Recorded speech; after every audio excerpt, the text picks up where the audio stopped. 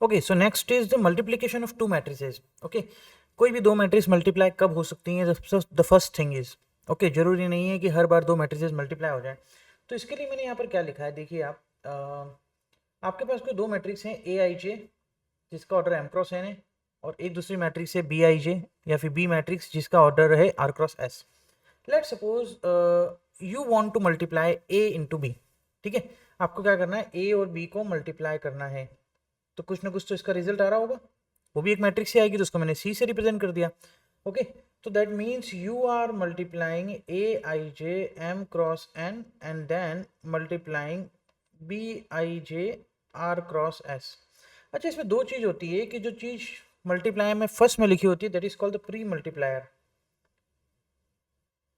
हम इसको क्या बोलते हैं, प्री मल्टीप्लायर, और जो बाद में लिखा होता है उसको हम बोलते हैं पोस्ट मल्टीप्लायर।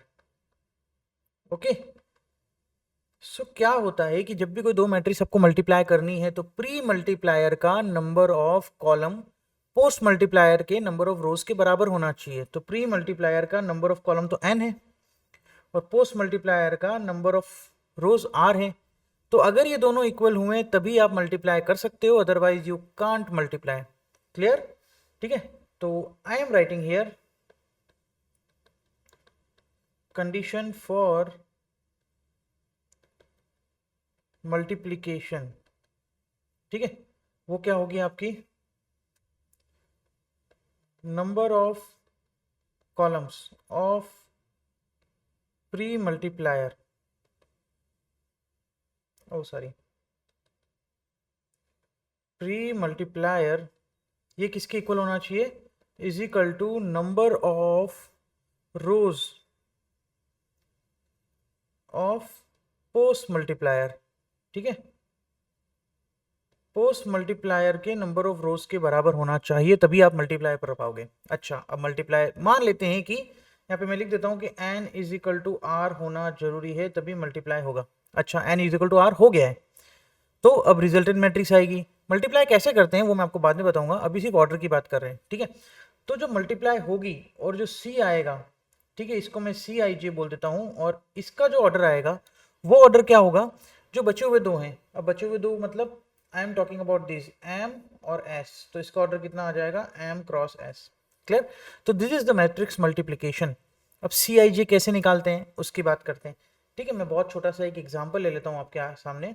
ठीक है, एक एग्जाम्पल ले लेते हैं कि एक मैं एक मैट्रिक्स ले रहा हूँ दैट इज 2 3। अच्छा, अपन एक काम करते हैं, इसके थ्रू करता हूँ, A11 A12 A21 and A22, right, 2 cross 2 ले लिया, और B ले लेता हूँ मैं 2 क्रॉस 3। ठीक है, this is your B11 B12 B13 B21 B22 and B23, right. इनका करना है मुझे मल्टीप्लीकेशन, मुझे मल्टीप्लीकेशन करना है ए बी।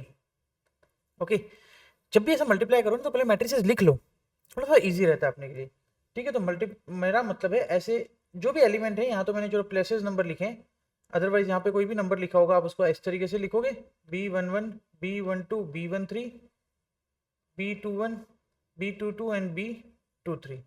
ठीक है, इसका ऑर्डर एक बार और बता देता हूँ, ये 2 क्रॉस 2 है और ये आपका 2 क्रॉस 3 है। हम मल्टीप्लाई कर सकते हैं क्योंकि नंबर ऑफ रोज और number of columns first matrix के सेकंड मैट्रिक्स के नंबर ऑफ रोज के बराबर हैं। ओके, चलो मल्टीप्लाई करते कैसे हैं उसकी बात करते हैं। मल्टीप्लाई करने के लिए क्या होगा, मैंने भी आपको बताया कि रिजल्टेंट मैट्रिक्स का ऑर्डर क्या आएगा, जो बचे हुए हैं, बचे हुए कौन है, बचे हुए हैं आपके पास 2 क्रॉस 3, राइट, ये वाला और ये वाला बचा हुआ है।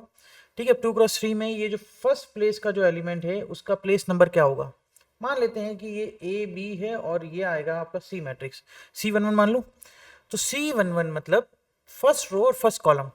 ठीक है, तो यहाँ पर भी वही करना है कि फर्स्ट रो और फर्स्ट कॉलम को मल्टीप्लाई करके ऐड करना है, this is your first row और फर्स्ट कॉलम। ठीक है, तो फर्स्ट रो फर्स्ट कॉलम में क्या आएगा आपका, A11 B11, मतलब ये वाला एलिमेंट इस एलिमेंट से मल्टीप्लाई होगा, प्लस ये वाला एलिमेंट इस एलिमेंट से मल्टीप्लाई होगा। ठीक है, तो इस तरीके से मतलब 1 1 के लिए फर्स्ट रो फर्स्ट कॉलम, 1 2 के लिए फर्स्ट रो सेकंड कॉलम, 1 3 के लिए first row third column, like that, ऐसे चलता रहेगा। ठीक है,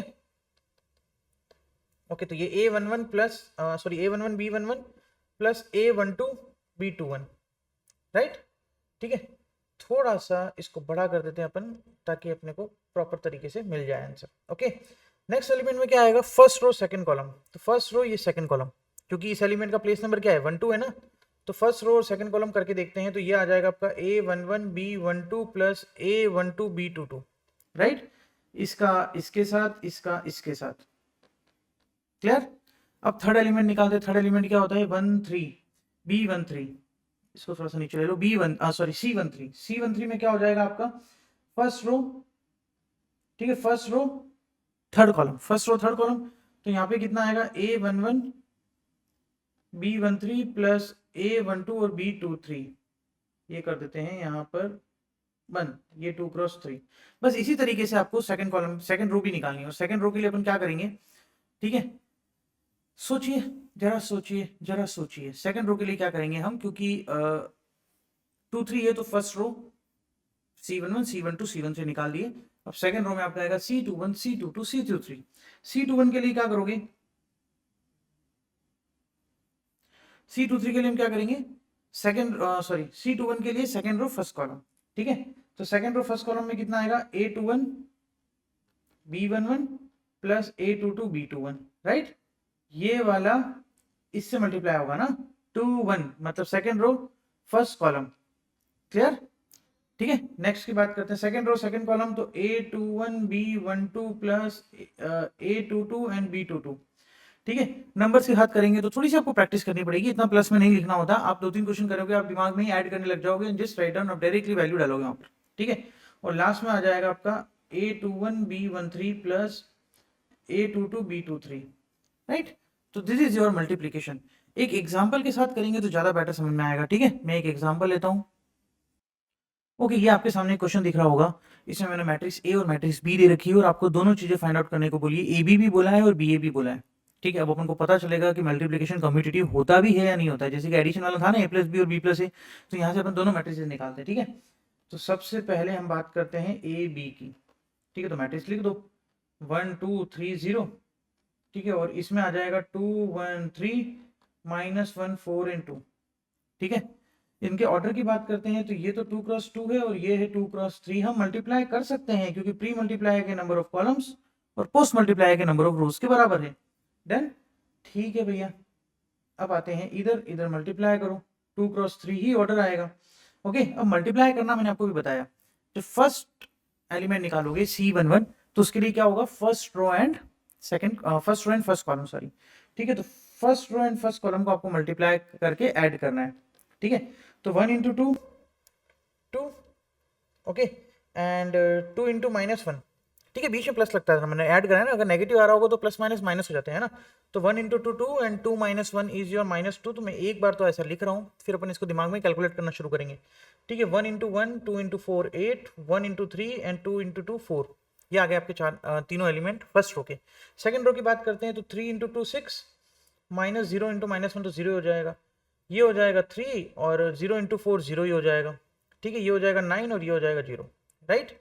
तो इसका जो आपका ऑर्डर आएगा, दैट आई मीन टू से जो मैट्रिक्स आएगी, that is your 0 then 9 then 7 then 6 then 3 then 9, okay, this is your 2 cross 3 matrix. ये आपने क्या निकाला है, ए बी निकाला है। अच्छा, बी ए की बात करते हैं, तो जब मैं बी ए की बात करूंगा, ठीक है, तो ध्यान से देखो, जो अपन बी मैट्रिक्स लिखेंगे पहले, उसका ऑर्डर 2 क्रॉस 3 है, और जो ए मैट्रिक्स लिखेंगे ये आपका बी है, और जो ए मैट्रिक्स लिखेंगे उसका ऑर्डर है 2 क्रॉस 2। ये तो मल्टीप्लिकेशन ही पॉसिबल नहीं है क्योंकि 3 और 2 इक्वल नहीं आ रहे हैं, ठीक है। तो इसका मतलब आप क्या समझिए कि यहाँ पर multiplication, so B A is not possible, B A possible ही नहीं है। तो इसका मतलब यहाँ से ये चीज भी क्लियर हो गई कि अपना ए बी जरूरी नहीं है कि बी ए के सेम आए, A B and B A can be different, can be same. इसलिए हम इन जनरल, मैं प्रॉपर्टीज की भी बात करूंगा, इन जनरल मल्टीप्लिकेशन कम्यूटेटिव नहीं होता है, क्लियर, ओके। सो मैट्रिक्स मल्टीप्लिकेशन की प्रॉपर्टीज की बात कर लेते हैं। जैसा कि अपने क्वेश्चन के थ्रू एक प्रॉपर्टी तो डिस्कस कर ली है कि ए बी और बी ए सेम नहीं आ रहा है, that means matrix multiplication is not commutative. तो मैं इसको कैसे लिख रहा हूँ वो आप देखें ध्यान से, ठीक है। तो मैं इसको लिख रहा हूँ इन जनरल। इन जनरल लिखने का मतलब क्या है कि कभी कभी बाई चांस ऐसा पॉसिबल है कि आपके पास एक कोई ए मैट्रिक्स है और कोई बी मैट्रिक्स है, और बाई चांस ए बी और बी ए इक्वल आ सकता है, that depends on the element ना, ठीक है। बट जनरली ऐसा जरूरी नहीं है, जनरली मतलब जरूरी नहीं है कि हर मैट्रिक्स के साथ ऐसा होगा कि ए बी अगर आ रहा है तो बी ए भी सेम ही आएगा, that is not possible. Okay, that's why I am writing in general matrix multiplication is not commutative, is not commutative। ठीक है, कम्यूटेटिव वाली प्रॉपर्टी हमने उसमें भी बात की थी ना एडिशन वाले में, तो ध्यान रखना ये इन जनरल कम्यूटेटिव नहीं होता है। Second, matrix multiplication is associative, associative होता है ये। Matrix multiplication is associative. Associative मतलब अगर मैं ऐसा कुछ कर रहा हूं ए फिर टाइम्स बी सी, मतलब बी और सी को दोनों को क्या कर रहा हूं, मल्टीप्लाई कर रहा हूं पहले, और उसको ए से प्री मल्टीप्लाई किया क्योंकि ए आगे रखा है। या फिर आप ऐसा कर दो कि ए बी को मल्टीप्लाई कर दो और सी से पोस्ट मल्टीप्लाई कर दो, रिजल्ट विल बी सेम। एक चीज यहाँ पे ध्यान दे रहे हो कि ऑर्डर सेम होना चाहिए, ऑर्डर मैंने इधर उधर नहीं किए, ए बी को इधर उधर कर दूंगा तो फिर वो कम्यूटेटिव वाला फंडा लग जाएगा इधर। ठीक है। Third is existence of multiplicative identity, existence of multiplicative identity। देखो एडिटिव आइडेंटिटी पढ़ी थी, किसी नंबर में ऐसा क्या ऐड करें कि रिजल्ट वापस से वही आ जाए, तो आपका आंसर था जीरो मैट्रिक्स। ठीक है, वैसे ही मल्टीप्लिकेटिव आइडेंटिटी में अगर मैं आपसे पूछूं कि किसी मैट्रिक्स में ऐसा क्या मल्टीप्लाई किया जाए कि रिजल्ट में वापस वही मैट्रिक्स आ जाए, तो आप क्या बोलोगे, ये इंपॉर्टेंट है। ठीक है, किसी मैट्रिक्स में मैं अगर आइडेंटिटी मैट्रिक्स मल्टीप्लाई करूंगा तो रिजल्ट में वापस वही आ जाता है, या फिर इसको ऐसे मल्टीप्लाई करो one of the same thing, ठीक है, तो भी यही आएगा। और ये जो आइडेंटिटी मैट्रिक्स है, आइडेंटिटी मैट्रिक्स, इसको आइडेंटिटी मैट्रिक्स कहते हैं, हमने पढ़ चुके हैं। ठीक है, और यही होता है आपका identity element for multiplication, identity element for multiplication. Clear? ठीक है, अच्छा जी।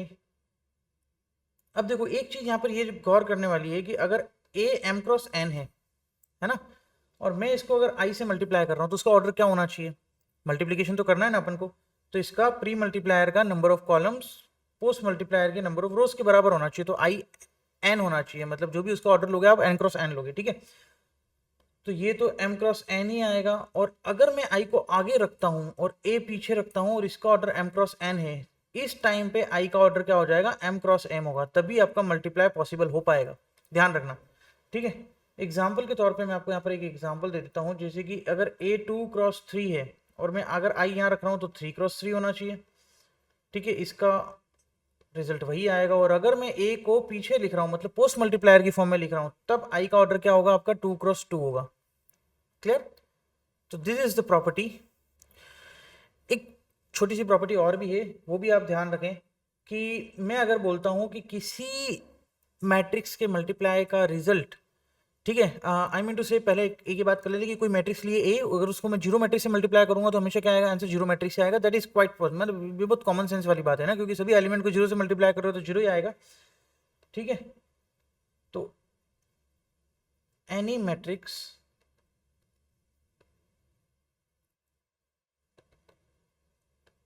Multiply with zero matrix result is zero matrix. Okay, किसी भी मैट्रिक्स का जीरो मैट्रिक्स के साथ मल्टीप्लाई करते हैं तो रिजल्ट क्या आएगा आपका, जीरो मैट्रिक्स ही आएगा। बट इसमें एक चीज ये ध्यान रखना कि if A B is equal to zero matrix and A comma B is non zero matrix है आपकी, नॉन जीरो मैट्रिक्स है, मतलब ए और बी को जीरो मैट्रिक्स नहीं, फिर भी रिजल्ट जीरो मैट्रिक्स आ रहा है, तो डजंट मीन कि ए जीरो होगा या बी जीरो होगा या दोनों जीरो होंगे। कभी कभी ऐसा पॉसिबल है कि डिपेंड्स ऑन द एलिमेंट कि ए भी जीरो मैट्रिक्स नहीं है, बी भी जीरो मैट्रिक्स नहीं है, फिर भी उनका रिजल्ट जीरो मैट्रिक्स आ सकता है। Then it is not necessary that A comma B और बोथ इज जीरो मैट्रिक्स। जरूरी नहीं है कि ये दोनों या इनमें से कोई एक जीरो मैट्रिक्स हो। क्लियर? तो these are the some properties of matrix multiplication. अच्छा, मल्टीप्लिकेशन के क्वेश्चंस करने से पहले कुछ एक छोटी सी चीज है वो मैं बताना चाहता हूँ, that is the trace of matrix. Okay, important है, ध्यान रखना। TRACE, trace of matrix. ठीक है, ट्रेस ऑफ मैट्रिक्स हमेशा एक स्क्वायर मैट्रिक्स का ही फाइंड आउट हो सकता है। किसका? एक स्क्वायर मैट्रिक्स का ही फाइंड आउट हो सकता है। ठीक है, और किसी भी मैट्रिक्स के ट्रेस को हम रिप्रेजेंट करते हैं TR ऑफ A। मतलब कोई एक मैट्रिक्स A है, उसका मुझे ट्रेस निकालना है, तो I have to denote it by TR of A। होता क्या है ये?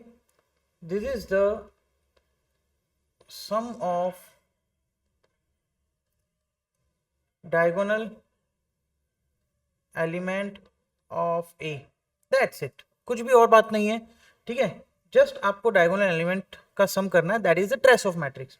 ओके, अच्छा, कुछ एक ध्यान रखने वाली चीज ये होगी कि वैसे बट ऑब्वियस सी बात भी है कि अगर मैं दो मैट्रिक्स को ऐड करके उसका ट्रेस निकाल रहा हूँ या उन दोनों का इंडिविजुअल ट्रेस निकाल के ऐड कर रहा हूँ, रिजल्ट विल बी सेम।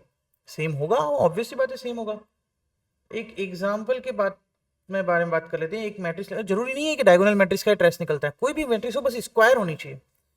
ठीक है, 2 3 5 है ना, दिस इज योर 7 -1 2 0 1 एंड 4 ले लेते हैं। ठीक है, ये 3 क्रॉस 3 है, और अगर मुझे इसका ट्रेस निकालना है, ट्रेस ऑफ मैट्रिक्स A, तो I have to add this diagonal elements, that's it. इन डायगोनल एलिमेंट्स का सम हो जाएगा, मतलब 2 प्लस ऑफ -1 और ये +4, तो 6 6 -1 इज योर 5। तो that is your trace. Clear? एक चीज और मुझे डिस्कस करनी है आपके साथ, and that is the singleton matrix.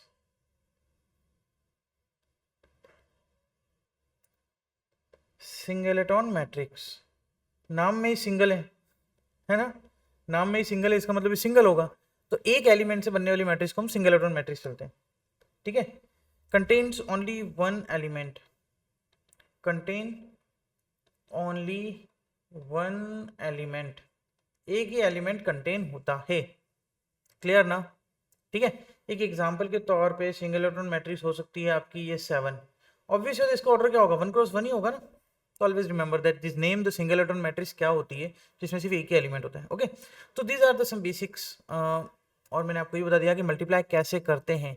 Now will do some question on matrix multiplication. Okay, मैंने आपके सामने एक क्वेश्चन लिखा है और इसको हमें सॉल्व करना है। अब आपको दिख रहा है कि इसमें x की वैल्यू फाइंड आउट करनी है, राइट?